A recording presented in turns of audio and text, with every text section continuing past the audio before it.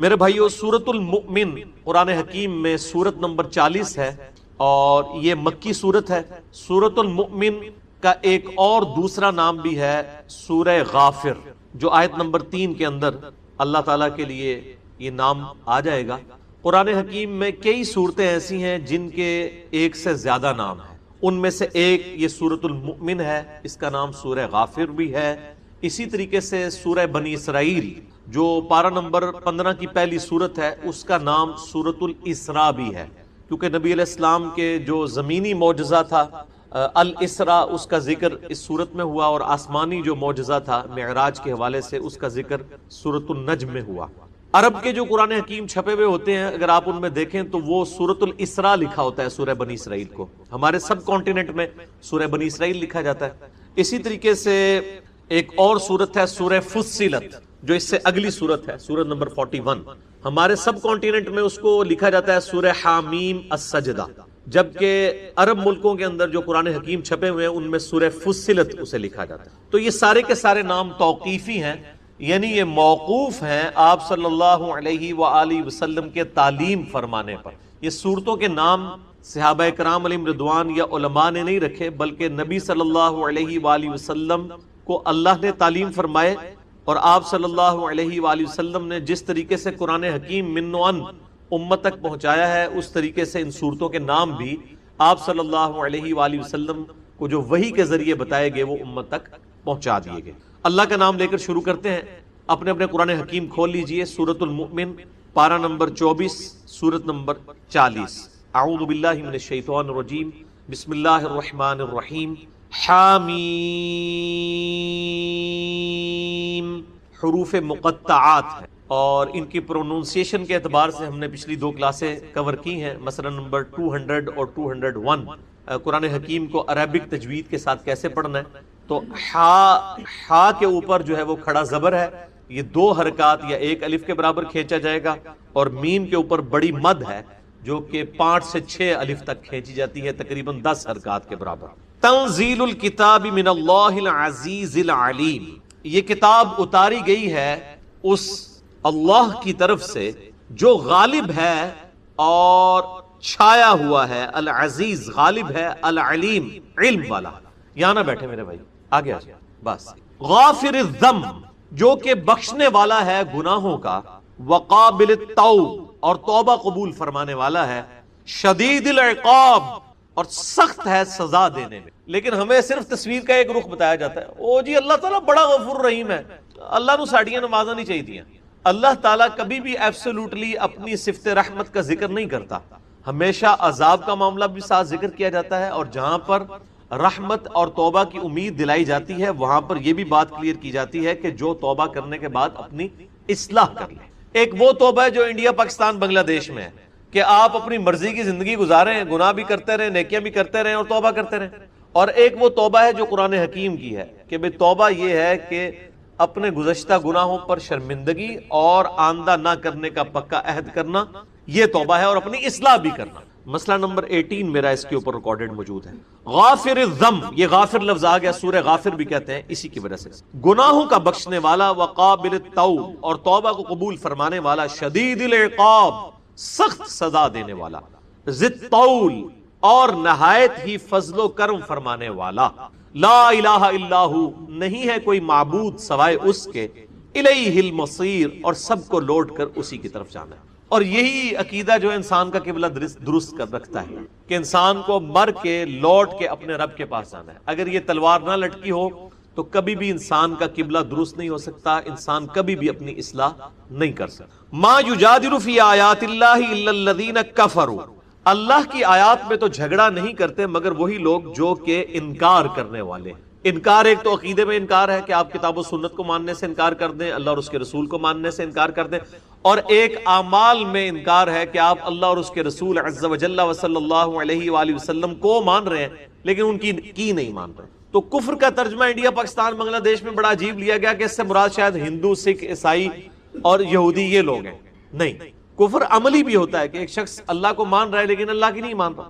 صحیح مسلم میں حدیث ہے، انٹرنیشنل نمبر کے مطابق کتاب الایمان چیپٹر میں 246 نمبر کہ آپ صلی اللہ علیہ وآلہ وسلم نے فرمایا بندے کے کفر اور اسلام کے درمیان فرق نماز ہے۔ اب وہ پاکستان کے شناختی کارڈ میں تو مسلمان لکھا جائے گا، نام مسلمانوں والا ہے، نماز نہیں پڑھ رہا، عملاً تو کافر ہے۔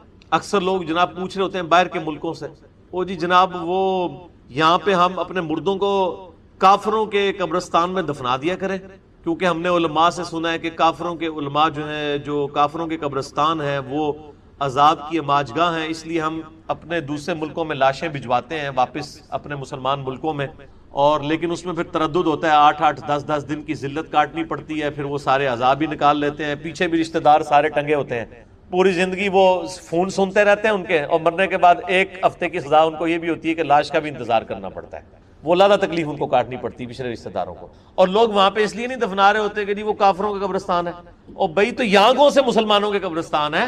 یہ آپ کے شناختی کارڈ میں مسلمانوں کے قبرستان ہے۔ کوئی یہ دعویٰ کر سکتا ہے کہ اس قبرستان میں جتنے مردے دفن ہیں یہ سارے نمازی تھے؟ 1% بھی نہیں ہوتے نمازی، تو یہ کون سے مسلمانوں کے قبرستان ہے؟ یہ شناختی کارڈ کے مسلمانوں والے قبرستان ہے، اللہ کے حضور یہ مسلمانوں والے قبرستان نہیں ہے۔ تو قبرستان کوئی بھی آپ جہاں پہ اس کو دفنا دیں، اس سے کوئی فرق نہیں پڑتا کہ وہ مسلمانوں کا قبرستان ہے یا بے نمازی کافروں کا قبرستان ہے یا یہودی عیسائی کافروں کا قبرستان ہے۔ مدینہ شریف میں جو بقیع غرقد ہے وہ ایک جس کو کہتے ہیں سانجائی قبرستان تھا، وہیں پہ منافقین کی قبریں بھی ہیں، وہیں پہ کافروں کی قبریں بھی ہیں، وہیں پہ مشرکین کی قبریں بھی ہیں، وہیں پر صحابہ کرام کی قبریں بھی ہیں علیہم رضوان۔ تو اللہ کی آیات میں تو جھگڑتے نہیں، مگر وہ لوگ جو انکار کرنے والے ہیں فلا یغررک تقلبہم فی البلاد، تو اے نبی علیہ السلام آپ کو دھوکے میں نہ ڈال دے ان کا شہروں میں بڑے کر و فر کے ساتھ پھرنا، یعنی ان کا جو دنیاوی سٹیٹس ہے اے نبی صلی اللہ علیہ وآلہ وسلم، یہ آپ کو دھوکے میں نہ ڈال دے کہ اگر یہ اللہ تعالیٰ کے حضور منظور نظر نہیں ہے تو اللہ نے دنیاوی ان کو اچھا سٹیٹس کیوں دیا ہوا ہے، یہ چیز آپ کو دھوکے میں مبتلا نہ کر دے۔ اب مجھے ذرا یہ بتائیے کہ اگر نبی علیہ السلام کو یہ بات کہی جا رہی ہے کہ آپ دھوکے میں مبتلا نہ ہو کافروں کا سٹیٹس دیکھ کے، تو ہم اور آپ کس شمار کے اندر ہیں؟ یعنی انسان کی ایک صفت ہے کہ بظاہر جو کچھ ہو رہا ہوتا ہے اس کی وجہ سے اس کے اوپر اثرات ضرور آتے ہیں، حتیٰ کہ نبی علیہ السلام کو بھی کہا جا رہا ہے کہ آپ کو دھوکے میں مبتلا نہ کر دے کافروں کا ٹھاٹ باٹ کے ساتھ اس دنیا کی زندگی میں رہنا، کہ کہیں یہ اللہ تعالیٰ کے منظور نظر تو نہیں ہے، یا اللہ تعالیٰ ان پہ گرفت کیوں نہیں کرتا۔ آپ نے اس دھوکے میں نہیں آنا، بلکہ آپ کمٹمنٹ کے ساتھ اپنی دعوت و تبلیغ کا کام کریں۔ آخرت جو ہے والآخرۃ عند ربک للمتقین، دنیا ہو سکتا ہے کافروں کو زیادہ ملے، اور یقیناً ملے گی، صحیح مسلم میں حدیث ہے کہ دنیا کافر کے لیے جنت ہے اور مومن کے لیے قید خانہ ہے، لیکن قرآن حکیم میں واضح آیا ہے والآخرۃ عند ربک للمتقین، آخرت تمہارے رب کے حضور پرہیزگاروں کے لیے۔ دنیا ٹھیک ہے کہ وہ اللہ تعالیٰ نافرمانوں کو بھی دے گا اور تابع فرمان لوگوں کو بھی دے گا، اور بسا اوقات نیک لوگوں کو آزما بھی لے گا۔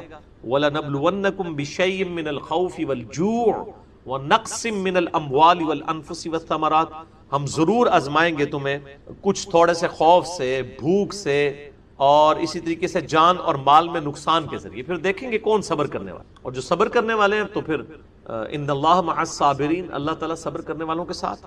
کذبت قبلہم قوم نوح، ان سے پہلے بھی یعنی مشرکین عرب سے پہلے بھی قوم نوح نے بھی جھٹلایا تھا، والاحزاب من بعدہم، اور ان کے بعد اور گروہوں میں، نوح علیہ السلام کے بعد ہود علیہ السلام آئے، صالح علیہ السلام آئے، ابراہیم علیہ السلام آئے، شعیب علیہ السلام آئے، موسیٰ علیہ السلام آئے، عیسیٰ علیہ السلام آئے۔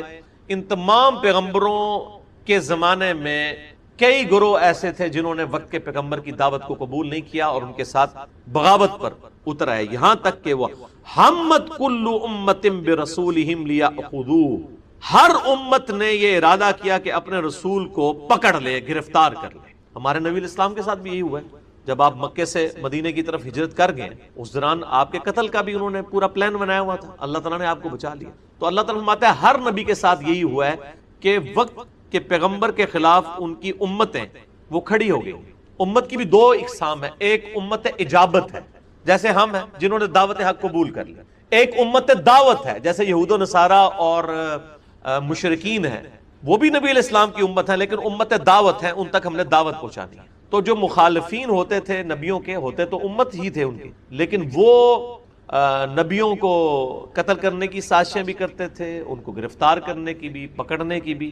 وجادلوا بالباطل، اور جھگڑا کرتے تھے ان کے ساتھ باطل طریقے کے ساتھ، لیدحضوا به الحق، تاکہ حق کو اس سے جھٹلا دیں، فاخذتهم، پس ہم نے ان کو پکڑ لیا، فکیف کان عقاب، تو بتاؤ پھر میرا عذاب کتنا شدید ہوا۔ بیسیکلی اس میں دھمکی ہے، ظاہر پس منظر میں نبی علیہ السلام کی 10 سال کی دعوت ہے، مشرکین عرب میں سے صرف 125 کے قریب لوگ مسلمان ہوئے ہیں، اور وہ پھر تانا بھی دیتے ہیں کہ اگر تم سچے پیغمبر تھے تو ہم پر عذاب بھی نہیں آیا، تمہاری دعوت بھی اتنے لوگوں نے قبول نہیں کی۔ تو نبی علیہ السلام کو تسلی کی دی جا رہی ہے، اور مشرکین عرب کو جواب دیا جا رہا ہے کہ دیکھنا جب اللہ کا عذاب آئے گا پھر ٹل نہیں سکتا، اور پھر عذاب آیا غزوہ بدر کی شکل میں، 70 سردار ان کے جو ہیں وہ قتل ہوئے، اور اس کے بعد غزوہ خندق میں، اور پھر غزوہ حنین تو آخری قسط تھی مشرکین عرب پہ اللہ تعالیٰ کے عذاب کی۔ وَكَذَلِكَ حَقَّتْ كَلِمَةُ رَبِّكَ عَلَى الَّذِينَ كَفَرُوا، اور اسی طریقے سے تمہارے رب کی بات پکی ہو گئی، طے پا گئی ان لوگوں پر جو کہ انکار کرنے والے تھے، انہم اصحاب النار، کہ وہ ہیں دوزخی۔ یعنی دنیا میں تو یہ معاملہ ہے ہی ہے کہ عذاب آئے گا، اور دنیا میں اگر کسی پر عذاب کی قسط نہ بھی آئی، آخرت کا معاملہ اس کے اوپر ہے کہ وہ دوزخی ہیں، وہ آخرت کا عذاب تو ٹلنے والا نہیں ہے۔ اب بڑی اہم ترین آیات آ رہی ہیں اگلی، اہل ایمان کی اللہ کے حضور کیا وقعت ہے، کیا عزت ہے، اس حوالے سے۔ اور بخاری اور مسلم کی متفق علیہ حدیث ہے، رمضان شریف میں ہم بیٹھے ہوئے ہیں، آج دوسرا روزہ ہے، تیسرا چوتھا، کہ اللہ تعالیٰ نے فرمایا، حدیث قدسی ہے بخاری اور مسلم کی، کہ اللہ تعالیٰ فرماتا ہے کہ الصوم لی وانا اجزی بھی، ایک جگہ اجزی بھی آتا ہے کہ روزہ خاص میرے لیے ہے اور میں ہی اس کی جزا دوں گا، یا میں ہی اس کی جزا ہوں، کیونکہ یہ ایک ایسا عمل ہے جو بندے اور اللہ کے درمیان راز ہے۔ نماز تو سامنے نظر آ جاتی ہے، روزے کا تو پتہ ہی نہیں چلتا، اسی لیے اس کو خاص اللہ نے کہا کہ میرے لیے، کیونکہ میرے اور بندے کے درمیان راز ہے، کسی اور کو تو پتہ ہی نہیں ہے، اور اس کی جزا میں خود ہوں، یعنی میرا دیدار، یا میں اسے خاص جزا دوں گا۔ تو اللہ تعالیٰ نے یہ پوری کائنات جو ہے وہ انسان کے لیے پیدا کی ہے، اور انسان کو اپنے لیے پیدا کیا، وما خلقت الجن والانس الا لیعبدون، اور کس حد تک کہ اس کائنات کی ہر مخلوق اللہ نے انسان کی خدمت میں لگائی ہوئی ہے، چاہے وہ سورج ہو، چاند ہو، ستارے ہوں، ایون فرشتے بھی، وہ بھی انسانوں کا ذکر کر رہے ہوتے ہیں۔ اب یہ وہ آیات آ رہی ہیں قرآن حکیم میں، سورۃ المؤمن کی اہم ترین آیات ہیں۔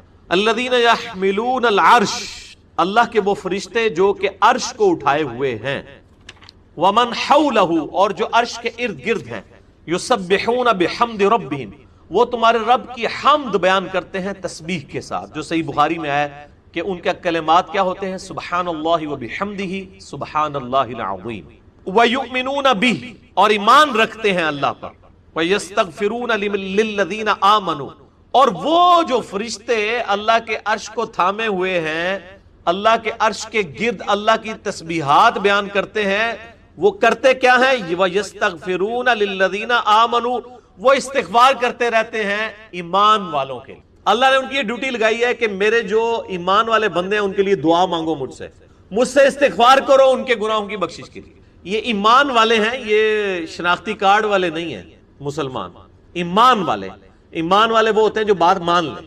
اور ربنا وسعت کل شیء الرحمہ، اور دعا کیا کرتے ہیں، اے رب ہمارے، تیری رحمت نے ہر چیز کو اپنا وسعت سے گھیرے ہوئے ہے، وعلما، اور تیرے علم نے، فاغفر للذین تابوا، پس تو بخش دے ان لوگوں کو جو واقعی توبہ کر لیں، واتبعوا سبیلک، اور تیرے راستے کی پیروی اختیار کر لیں۔ دیکھ لیں جو میں نے بات کی تھی نا کہ انڈیا پاکستان بنگلہ دیش کی توبہ یہ ہے کہ گناہ بھی دب کے کرو تو توبہ بھی دب کے کری آؤ، اور قرآن حکیم کی توبہ یہ ہے کہ وہ فرشتے کس کے لیے دعا کرتے ہیں کہ جو لوگ توبہ کریں، واتبعوا سبیلک، اور تیرا راستہ اختیار کر لیں۔ قرآن حکیم میں تو خالی توبہ ہے ہی نہیں ہے، ایک خالی کھلی توبہ جڑی ہے، ایک کھوکھلی توبہ تو ہے ہی نہیں ہے۔ تو فرشتے دعا ان کے لیے کر رہے ہیں جو توبہ کر کے سیدھا راستہ اختیار کر لیں۔ وقہم عذاب الجحیم، اور اے اللہ ان کو بچا لے عذاب جہنم سے، دوزخ کے عذاب سے، کہ انہوں نے تیرا راستہ اختیار کر لیا۔ ربنا وادخلہم جنات عدن التی وعدتہم، اے رب ہمارے اپنے ان مومن بندوں کو داخل فرما دے ہمیشہ کی جنتوں میں جن کا تو نے ان سے وعدہ کیا ہے۔ دیکھیں فرشتوں کو سی مصیبت پڑی ہوئی ہے کہ وہ ہمارے لیے دعا کریں، ان کے لیے تو کوئی مسئلہ نہیں ہے، لیکن انسان کتنی اہم مخلوق ہے، اللہ کی کریشن کا کیسا کلائمیکس ہے کہ فرشتے بھی، عرش کو تھامنے والے فرشتے اور اس کے گرد طواف کرنے والے فرشتے، وہ بھی یہ دعا کر رہے ہیں، اے اللہ جو توبہ کریں، جو سیدھا راستہ اختیار کر لیں، اے اللہ ان کو معاف کر دے، ان کو ایسی ہمیشہ کی جنتوں میں داخل فرما جن کا تو نے ان سے وعدہ کیا ہے، انہیں دوزخ کے عذاب سے بچا لے۔ وَمَنْ صَلَحَ مِنْ آبَائِهِمْ وَأَزْوَاجِهِمْ وَذُرِّيَّاتِهِمْ، اور اے اللہ جو کوئی نیکوکار ہیں ان کے والدین میں سے، ان کی بیویوں میں سے، ان کے بچوں میں سے بھی، ان کو بھی جنت میں ان کے ساتھ کر دیں۔ اللہ اکبر کبیرہ والحمدللہ کثیرہ وسبحان اللہ بکرۃ واسیلہ۔ یہی وہی آیت ہے جس کا میں اکثر ذکر کرتا تھا کہ اگر کسی شخص کی اولاد نیک ہے، ماں باپ اتنے نیک نہیں ہیں لیکن 33 نمبر لے کے پاس ہو چکے ہیں، وہ یعنی وہ نماز روزہ سب کچھ کرتے ہیں اور بالکل ڈیٹم پوائنٹ پہ وہ جنت تک پہنچنے میں کامیاب ہو گئے ہیں، لیکن اولاد جو ہے وہ جنت کے اعلیٰ ترین درجے میں ہے، ماں باپ جو ہیں وہ بالکل ریتی نمبر لے کے پاس ہوئے ہیں، تو اللہ تعالیٰ ان فرشتوں کی دعا کی برکت سے اور اس نیک بندے کی لاج رکھتے ہوئے ان کے ماں باپ بیوی بچوں کو بھی اعلیٰ درجے کی جنت میں ساتھ کر دے گا۔ یہ تو بہت بڑی ایک انسینٹو ہے۔ میرے لئے شاید اسی لیے لوگ اپنا ایک بچہ حافظ قرآن بنا رہے ہوتے ہیں، انہوں نے نہیں جانا پائی ایک کنو کٹ لو، ایڑے لولے لنگڑے حافظ قرآن تسی بڑا کے کٹ رہے ہو نا، انہوں تے فضیلت نہیں ہے۔ قرآن کے حلال کو حلال جاننے والا، حرام کو حرام جاننے والا، قرآن پہ عمل کرنے والا۔ آپ میرا یوٹیوب پہ ذرا کلپ لکھیں حافظ قرآن کی فضیلت تو پتہ چلے کہ اس طرح دا حافظ قرآن تے شاید لکھیں جی کی بھی نہ تو لبے، لاکھوں میں ایک حافظ قرآن بھی ایسا نہ ملے جس کے بارے میں یہ فضیلت آئی ہے۔ تو یہ بات یاد رکھیے گا، جس طرح آپ کے کھانے سے آپ کا پیٹ بھرنا ہے نا، کسی اور کے کھانے سے آپ کا پیٹ نہیں بھرنا، اسی طریقے سے آپ نے نیک عمل اختیار کرنے ہیں تو آپ نے جنت میں جانا ہے، آپ کے بچوں کی جیسے آپ نے جنت میں نہیں جانا، کیونکہ یہ الفاظ دیکھیں وَمَنْ صَلَحَ، اور اے اللہ ان نیک بندوں میں سے وَمَنْ صَلَحَ جو نیکوکار ہیں، من آبائہم ان کے آباء و اجداد میں، وَأَزْوَاجِهِمْ ان کی بیویوں میں، وَذُرِّيَّتِهِمْ اور ان کی اولاد میں، یعنی یہ جو نیک بندہ ہے اگر اس کے ماں باپ بیوی بچے نیک ہیں تو ان کو ساتھ کر دے۔ کلیئر ہو گیا؟ اے نہیں کہ پتر حافظ قرآن ہے پیو جڑا ہے وہ چرسی پوڈری ہے تو وہ بھی نال ہو جائے گا، نہیں۔ وَمَنْ صَلَحَ جو صالح ہے اللہ، اگر ان کے ماں باپ صالح ہیں یعنی وہ ریتی نمبر لے کے پاس ہو کے جنت میں پہنچ چکے ہوئے ہیں، تو یہ تو چونکہ اعلیٰ کلاس میں ہے، دنیاوی اعتبار سے یہ تو رہ رہے ہیں F11 کے اندر، ٹھیک ہے نا جی، اور ماں باپ جو رہ رہے ہیں وہ جناب رہ رہے ہیں 22 نمبر چنگی پہ بکرا منڈی، تو یا اللہ ان کو F11 میں کر دے ساتھ، ٹھیک ہو گیا جی۔ لیکن اگر ڈیٹم لیول بھی اچیومنٹ نہیں ہے پھر کوئی نہیں۔ انک انت العزیز الحکیم، بے شک تو غالب ہے حکمت والا ہے۔ العزیز الحکیم ہمیشہ آتا ہے، یعنی غالب ایسا ہے کہ جب چاہے پکڑ سکتا ہے اپنے نافرمانوں کو، لیکن حکمت ہے ڈھیل دیتا ہے، حکمت کا تقاضا ہے کہ ڈھیل دیتا ہے، اور پھر اللہ تبارک و تعالی آخرت میں پکڑے گا، دنیا میں ڈھیل دیتا ہے۔ وَقِهِمُ السَّيِّئَاتِ اور اے اللہ اپنے ان بندوں کو بچا لے قیامت کے دن کی سزاؤں سے۔ وَمَن تَقِ السَّيِّئَاتِ اور اے اللہ جس کو تو نے اس دن سزا سے بچا لیا، ان سزاؤں سے بچا لیا، یومئذ اس دن، فقد رحمتا تو اصل رحمت تو نے اس کے اوپر فرمائی، یعنی اصل رحمت یہ ہے کہ قیامت والے دن کوئی اللہ کے عذاب سے بچ جائے۔ یہ فرشتے کہہ دیں وہ عقل نہ ہوئے تھے موجہ ہی موجہ، عقل ہوئے تھے سوچیں ہی سوچاں۔ یہاں لوگ کہتے ہیں کسی کے پاس مال دولت دنیاوی سٹیٹس زیادہ، کہتے ہیں اللہ کا بڑا کرم ہے اس سے۔ فرشتے کیا کہہ رہے ہیں؟ اللہ جس دن قیامت قائم ہوگی اس دن جو تو اپنی رحمت سے کسی کو عذاب سے بچا لے، اصل میں تیری رحمت اس دن اس بندے پہ ہوئی، دنیاوی سٹیٹس تو کوئی سٹیٹس نہیں ہے۔ وَذَلِكَ هُوَ الْفَوْزُ الْعَظِيمُ اور یہ تو بہت بڑی کامیابی ہے، یہی تو ہے بڑی کامیابی۔ اب اگلی آیت بھی سورہ المومن کی بڑی سخت ترین آیت ہے قرآن حکیم میں، اور اسی پہ میرا پچھلی دنوں جو مسئلہ نمبر 196 ریکارڈ ہوا تھا، کاش میں دنیا میں واپس جا سکتا، اس میں میں نے کراس ریفرنس کے طور پہ یہ آیت کوٹ کی تھی، اور اس کا کلپ بھی یوٹیوب پہ الگ سے چڑھا ہوا ہے، اور اس کا عنوان ہے کیا اللہ کو بھی تکلیف ہوتی ہے؟ اللہ کو بھی تکلیف ہوتی ہے کن معنوں میں؟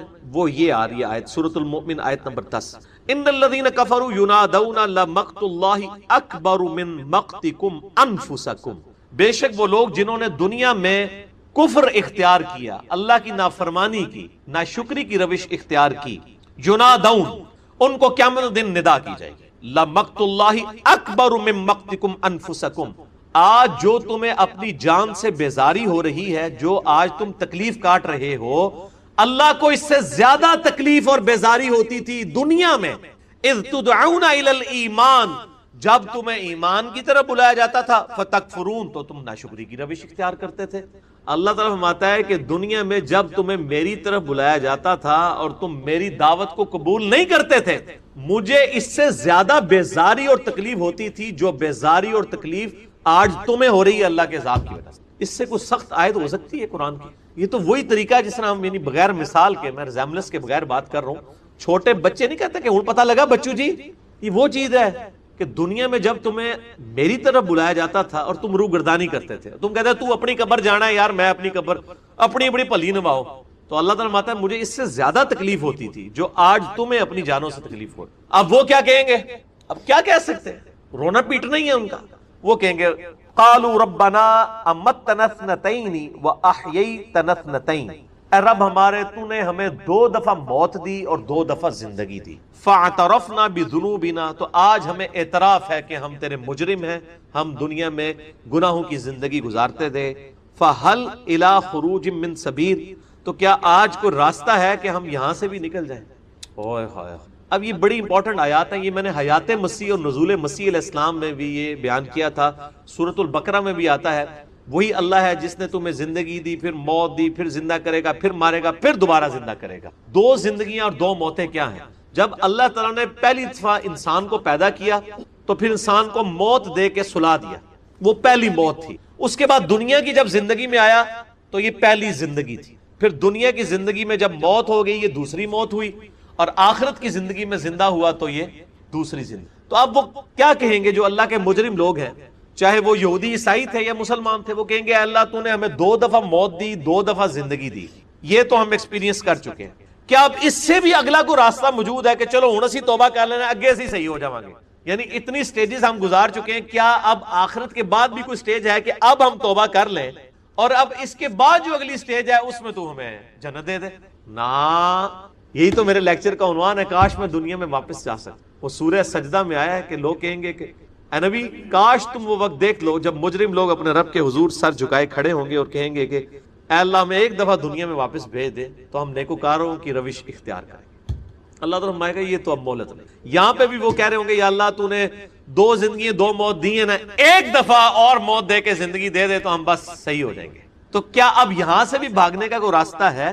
تو جناب جواب سنیں، ذالکم بانہ اذا دعی اللہ وحدہ کفرتم، بھائی اس کی وجہ یہ ہے کہ جب تمہیں کہا جاتا تھا کہ ایک اکیلے اللہ کو پکارو تو تم روح گردانی کرتے تھے، حق بات قبول نہیں کرتے۔ وَإِن يُشْرِكْ بِهِ تُؤْمِنُوا، اور جب تمہیں اللہ کے ساتھ اور ہستیوں کو شریک ٹھہرانے کے لیے کہا جاتا تھا پھر تم ایمان لے آیا کرتے تھے۔ یہ بڑی امپورٹنٹ آیات ہیں۔ اکیلے اللہ کو پکارنے کا کہا جاتا تھا تو تم جو ہے وہ بگڑ جاتے تھے۔ یہ آیات اس سے پچھلی سورت میں بھی آئی ہیں، سورہ الزمر میں، کہ جب اکیلے اللہ کا ذکر ہوتا ہے ان کے دل بیٹھنا شروع کر دیتے ہیں، جب اور ہستیوں کے ساتھ ذکر کرتے ہیں خوشیاں منانا شروع کر دیتے ہیں۔ یہاں پہ بھی اللہ تعالیٰ فرماتا ہے جب دنیا میں کہا جاتا تھا اکیلے اللہ کو پکارو تم انکار کرتے تھے، اور جب اللہ کے ساتھ اور ہستیوں کو شامل کیا جاتا تھا تو پھر تم ماننے کے لیے تیار ہو جاتے تھے۔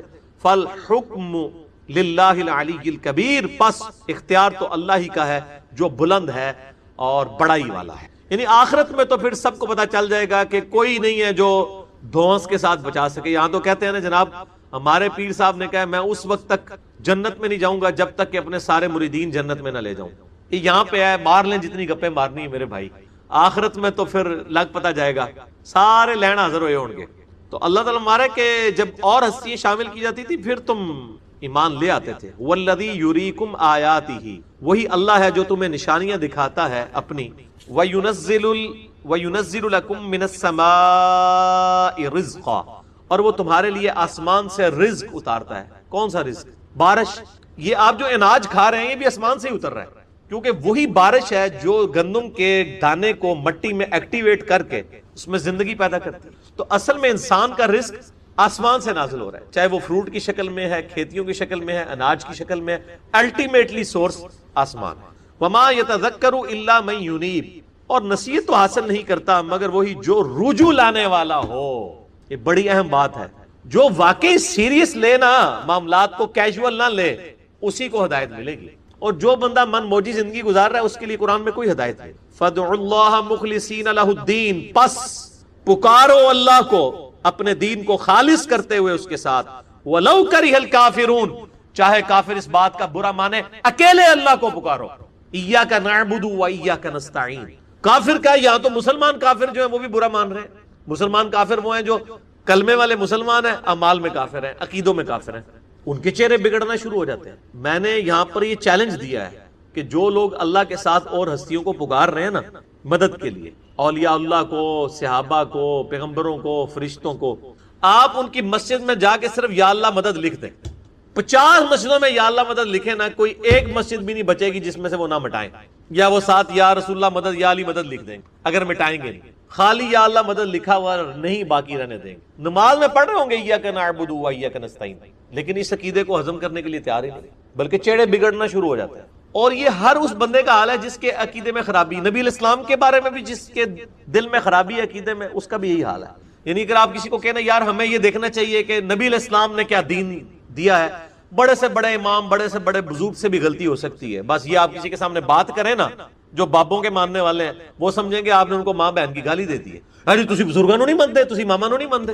حالانکہ ذکر کس کا ہو رہا ہے؟ نبی الاسلام کا. نبی الاسلام کے مقابلے میں تو کسی کو نہیں مانا جا سکتا نا. اور میرا خیال ہے جن اماموں کے نام پہ انہوں نے فرقے کھڑے کیے ہیں، ان اماموں کے سامنے یہ بات کی جائے نا کہ ہمیں دیکھنا چاہیے کتاب و سنت میں کیا لکھا ہے، تو وہ نہیں اس بات کا برا مانیں گے. وہ کہیں گے ہاں جی یہی ہماری بھی تعلیمات ہیں. لیکن پچھلے دیکھ لیں، پچھلے بابی ہیں، نام ہے وابی تے نام ہے بابی. ایک کلپ جڑا یوٹیوب تے چڑھ چکے ہیں، نام ہے وابی تے نام ہے بابی. تو نام ہے بابوں کا ماننے والا اور نام ہے سو کالڈ جو حق بات کرتا ہے اس کو ایک گالی کے طور پہ ایک لفظ بول دیتے ہیں اپنے زوم میں. وَلَوْ كَرِهَ الْكَافِرُونَ، چاہے کافر برا مانے، اکیلے اللہ کو پکارو. رفیع الدرجات ذو العرش، وہی ہے بلند درجات پر فائز کرنے والا لوگوں کو، عرش کا مالک. یلقی الروح من امرہ علی من یشاء من عبادہ، اور وہ اپنی مرضی سے اپنی روح، یہاں روح سے مراد ہے وہی، نازل فرماتا ہے اپنے بندوں میں سے جس پر چاہے. یہ روح کا لفظ 3 چیزوں کے لیے قرآن میں بولا گیا ہے. ایک وحی کے لیے، ایک روح امین جبرائیل علیہ السلام کے لیے، اور ایک روح وہ ہے جو اللہ تعالیٰ نے انسانوں میں روح پھونکی ہے. یہ تینوں کے لیے روح کا لفظ عربی میں استعمال ہوتا ہے. لِيُنذِرَ يَوْمَ الطَّلَاقِ، اور اللہ تعالیٰ اپنے بندوں پر وحی اس لیے نازل کرتا ہے اپنے پیغمبروں پر تاکہ وہ ڈر سنا دیں یوم الطلاق، ملاقات کے دن کے بارے میں. ایک طلاق توئیں کے ساتھ لکھی جاتی ہے، تو کے ساتھ. انہوں پتہ لگا کڈا فرق پہنتا ہے عربی وچ. اردو میں تو دونوں ہی طلاق ہیں، عربی میں ایک ہوگا طلاق اور یہ ہے طلاق. جیسے میں نے قلب اور قلب کا فرق بتایا تھا. طلاق جو ہے وہ ہے جو عموماً ہم جو میاں بیوی کی طلاق ہے، اور یہ طلاق ملاقات کا دن. یوم ہم بارزون، وہ دن جب وہ ظاہر ہوں گے. لا یخفی علی اللہ منہم شیء، تو اللہ تعالیٰ کے سامنے ان کی کوئی چیز مخفی نہیں رہے گی جب یہ حاضر کیے جائیں گے اللہ کے سامنے. لمن الملک اليوم، اللہ کی طرف سے ندا ہوگی، بتاؤ آج کس کی بادشاہت ہے. للہ الواحد القہار، اللہ تعالیٰ کی طرف سے ہی جواب آئے گا، آج اکیلے اللہ کی بادشاہت ہے جو سب پہ چھایا ہوا ہے. یہ بڑا خطرناک معاملہ ہے. اللہ نے اپنے قیامت کے دن اپنا نام غفور الرحیم نہیں رکھا ہوا، قہار رکھا ہوا ہے، چھایا ہوا، اپنے بندوں پر چھایا ہوا. بڑا خطرناک معاملہ ہے. اللہ تعالیٰ ظاہر جلال میں تو ہوگا. اللہ تعالیٰ نے یعنی ہزاروں سال لوگوں کی نافرمانیاں نہیں دیکھی کیا، اور لوگوں کو ڈھیل نہیں دی ہے.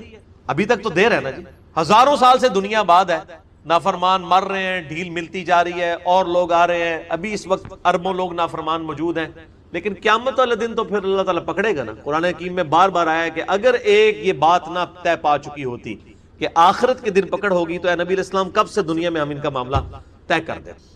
اللہ پوچھے گا بتاؤ آج کس کی بادشاہت ہے؟ اکیلے اللہ کی. الیوم تجزی کل نفس بما کسبت، آج ہر جان کو بدلہ دیا جائے گا جو کچھ وہ کما کر لایا ہے. کیا کما کے لایا؟ آخرت کی کرنسی کیا ہے؟ ڈالر ہے، پاؤنڈ ہے، روپیہ ہے، ریال ہے، نیکیاں.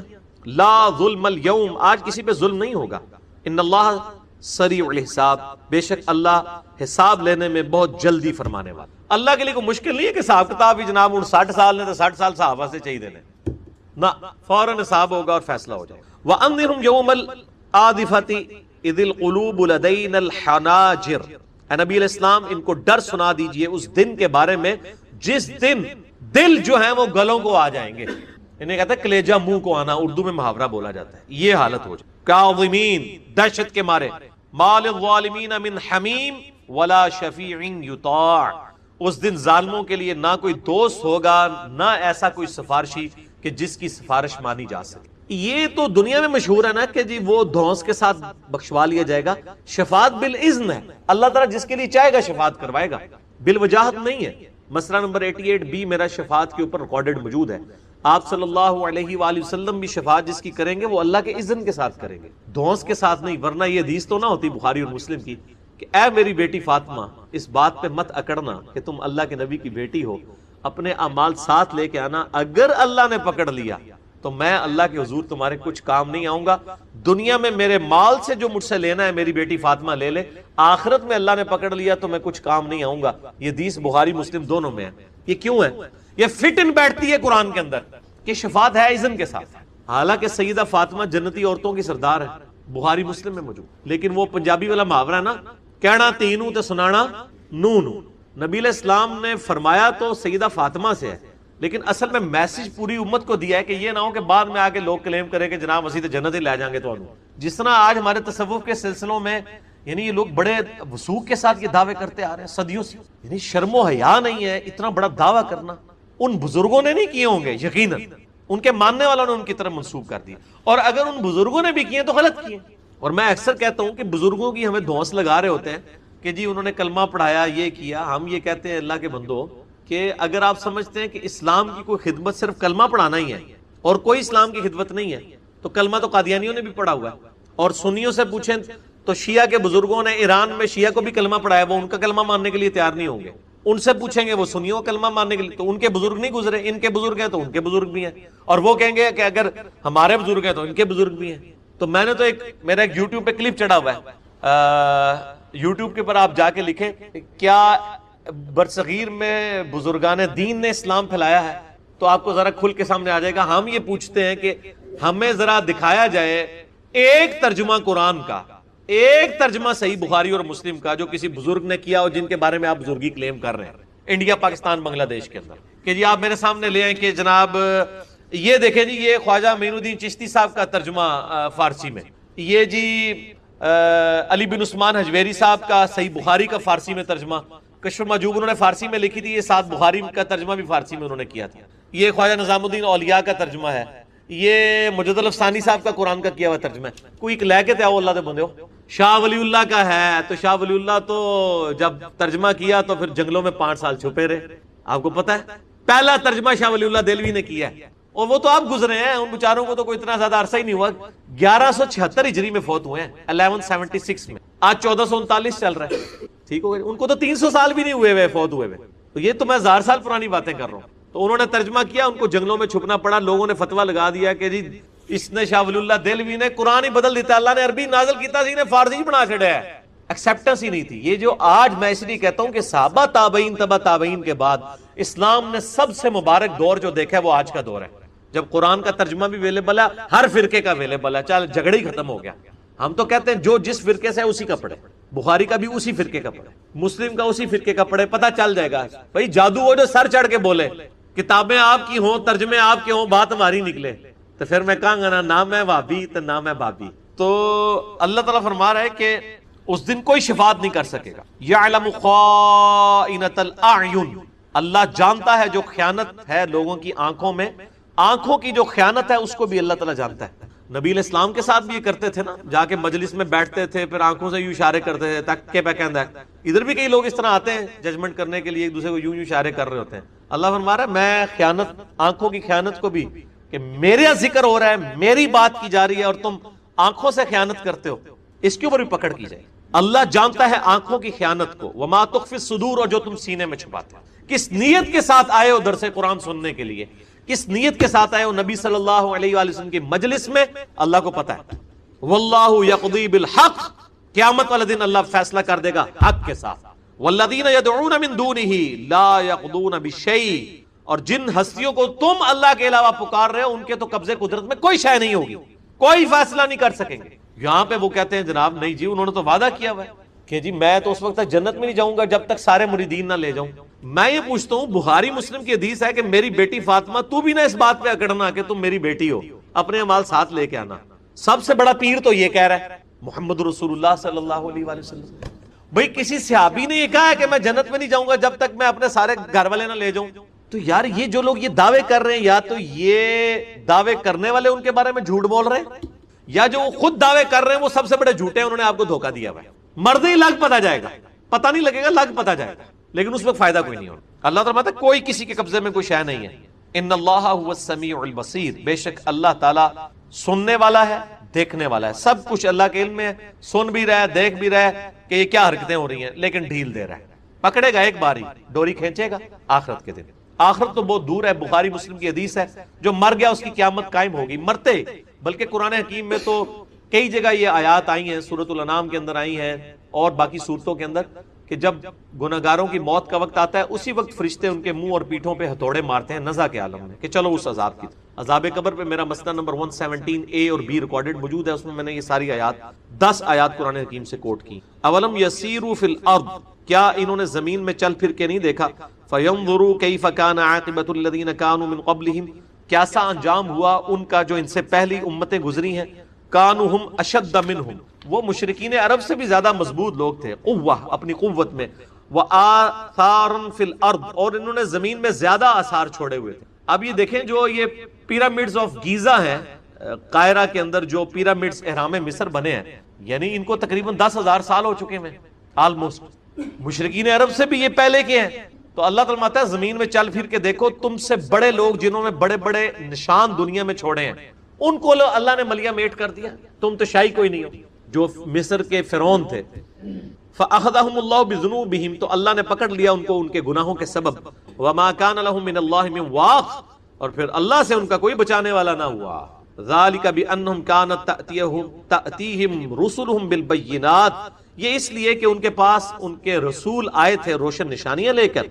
فَكَفَرُوا، تو انہوں نے انکار کیا. فَأَخَذَهُمُ اللَّهُ، تو اللہ نے انہیں پکڑ لیا. اور میں بار بار کہہ رہا ہوں انکار سے مراد یہ نہیں ہے کہ نبی کو رسول نہ مانا جائے، بلکہ انکار یہ بھی ہے رسول مان کے بھی اس کی بات نہ مانی جائے، یہ بھی انکار ہے. میرا ایک یوٹیوب کے اوپر کلپ ہے باغیوں کو نمازی بنانے والی ویڈیو، اس میں نے 5 حدیثیں پیش کی ہیں کہ جو نماز نہیں پڑھتا نبی صلی اللہ علیہ وآلہ وسلم اور صحابہ کے نزدیک وہ مسلمان نہیں ہے، وہ آپ کے شناختی کارڈ میں مسلمان ہے. لہٰذا یہ جب قرآن کی آیات آتی ہیں لوگ سمجھتے ہیں یہ شاید کوئی وہ ٹرمپ کے بارے میں یا کلنٹن کے بارے میں یا بش کے بارے میں یا مودی کے بارے میں نازل ہوئی ہیں. اے اللہ دے بندو، تہاڈے ماں پیو دے بارے تہاڈے بارے چ بھی نہ آیات نے، جے تسی بھی وہی کام کرو گے تے خالی خلی کلمہ پڑھنے کچھ نہیں ہونا، صرف کلمہ پڑھنے سے کچھ نہیں ہونا، آپ کے ساتھ بھی وہی معاملات ہونے ہیں. جسے فٹ اسے گفٹ. فَكَفَرُوا فَأَخَذَهُمُ اللَّهُ، انہوں نے انکار کیا، اللہ نے پکڑ لیا. إِنَّهُ قَوِيٌّ شَدِيدُ الْعِقَابِ، اللہ تعالیٰ بڑا طاقتور ہے اور سخت گرفت فرمانے والا، سزا دینے والا. اب میرے بھائیو اتنی سخت آیات 22 آئی ہیں، دیکھیں نا انسان کا ٹیسٹ ایک طرف ڈیولپ ہو جاتا ہے. یہی قرآن میں بوریت نہیں آتی ہے، ایک ٹاپک ڈسکس ہوتا ہے پھر اچانک روئے سخن جو ہے کسی اور طرف چل پڑتا ہے. اتنی سخت آیات کے بعد اب اچانک موضوع اسی صورت میں بدلا جا رہا ہے اور موسیٰ علیہ السلام کا ذکر شروع ہو رہا ہے کہ وہ بھی ایک قوم کی طرف پیغمبر بنا کے بھیجے گئے، انہوں نے دعوت حق بلند کی. تو ان کے زمانے میں جن لوگوں نے ایمان قبول کیا ان کی کیا حالت تھی؟ ان میں سے ایک شخص ایسا تھا جو ہے تو فرعون کے درباریوں میں سے تھا، یعنی وہ فرعون کے سرداروں میں سے تھا، آپ سمجھ لیں آج کل کے اعتبار سے کہ وزراء میں سے تھا، لیکن اس شخص نے اندر سے ایمان قبول کیا ہوا تھا، اپنا ایمان کا اظہار نہیں کرتا تھا، اور اسی کا نام قرآن میں آیا ہے المؤمن، اور اسی کے نام پہ سورۃ المومن ہے. وہ اللہ کو اتنا پسند آیا بندہ، یہ قرآن حکیم میں ایک یونیک مقام ہے کہ مسلسل 2-3 صفوں تک 2-3 پیجز آلموسٹ